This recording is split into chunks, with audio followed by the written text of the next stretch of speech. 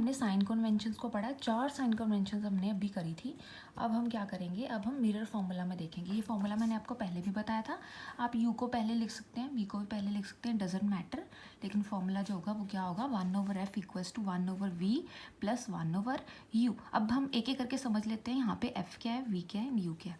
u क्या होता है, u होगा आपका object distance, distance of the object, ठीक है। v क्या होगा, डिस्टेंस ऑफ द इमेज। अभी आपको मैं एक न्यूमेरिकल सॉल्व करवाऊंगी ना, जो आपकी एनसीईआरटी बुक में सॉल्व ही है, हम सॉल्व न्यूमेरिकल समझेंगे और आप ये समझ पाएंगे कि डिस्टेंस कैसे मेजर करेंगे हम, ठीक है। लेकिन आपको नोटेशंस याद कर लीजिए कि अगर ऑब्जेक्ट का डिस्टेंस मेजर कर रहे हैं तो u लिखेंगे, डिस्टेंस ऑफ इमेज मेजर कर रहे हैं तो v लिखेंगे। और फोकल लेंथ तो आपको पता है क्या होता है। फोकल लेंथ क्या होता है, अगर मैं छोटा सा यहाँ पे बना के दिखाऊँ आपको, mirror pole, centre of curvature कहीं यहाँ पे होगा, एंड रेज आती थी, रिफ्लेक्ट करने के बाद जिस पॉइंट पे मीट करती थी उसको बोलते थे फोकस।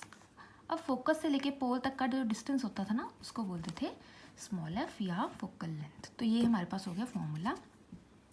अब फॉर्मूला के बाद हम मैग्नीफिकेशन देख लेते हैं। मैग्नीफिकेशन क्या होता है, मैग्नीफिकेशन का ना एक फॉर्मूला होता है।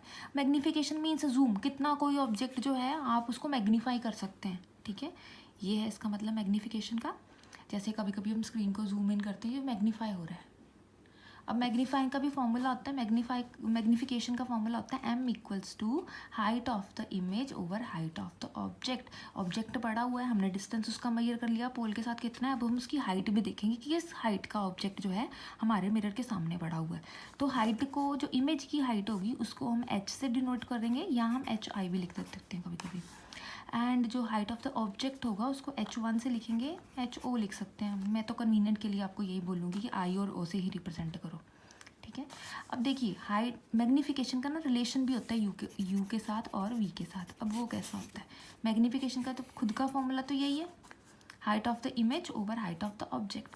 अगर हमने इसका रिलेशन बनाना हो ना, डिस्टेंस ऑब्जेक्ट डिस्टेंस के साथ और इमेज डिस्टेंस के साथ, फिर हमारा टोटल ये फॉर्मूला जाता है। मतलब मैग्नीफिकेशन के हो गए 2 फॉर्मूले टोटल। फर्स्ट वन ये था जो सिर्फ हाइट के साथ रिलेट कर रहा है, और अगर दूसरे को हमने हाइट और दोनों को इकट्ठा लेना है डिस्टेंसेस को, तो ये आ जाएगा। क्लियर। तो ये था, ये क्या था हमारा मैग्नीफिकेशन। अब कुछ बातें जो मैग्नीफिकेशन के लिए आपको याद रखनी है, न्यूमेरिकल्स में बहुत ज़्यादा जो है आपको हेल्प करेंगी। तो सबसे पहले पॉइंट टू रिमेंबर देख लेते हैं। Height of the object is taken as positive. Height हमेशा भी क्या रखनी है, पॉजिटिव रखनी है। कैसे, प्रिंसिपल एक्सिस था ये, तो ऑब्जेक्ट इस तरफ ही पड़ा होगा। अगर पेंसिल की इमेज बनाओगे तो इमेज को ऐसे रखोगे, रखना तुम्हें प्रिंसिपल एक्सिस पे पड़ेगा। तो मैंने पहले भी बताया था पिछली वीडियो में कि क्या करेंगे, अगर हाइट ऊपर की तरफ है तो ये ग्राफ बना के देखिए ज़रा, जैसे मैथ्स में बनाते हैं। ये पॉजिटिव वाई हो गया, ये नेगेटिव वाई हो गया। तो ऑब्जेक्ट इस तरफ रखेंगे ना, तो क्या आएगी, हाइट आ जाएगी पॉजिटिव। अगर डाउनवर्ड होगी तो हाइट आ जाएगी नेगेटिव। अच्छा अब देख लेते हैं, height of the image should be taken as